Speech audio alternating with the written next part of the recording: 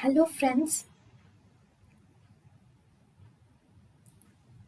welcome to Creative Medicine.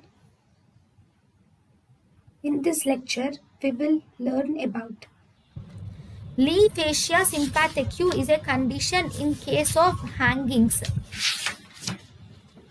In leaf fascia sympathetic is actually the finding which you see in the hanging.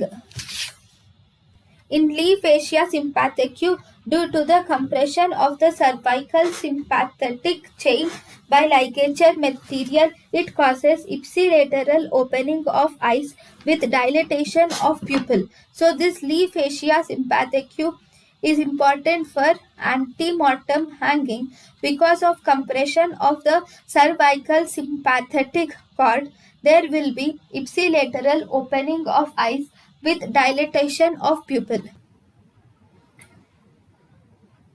Thank you and thank you for watching.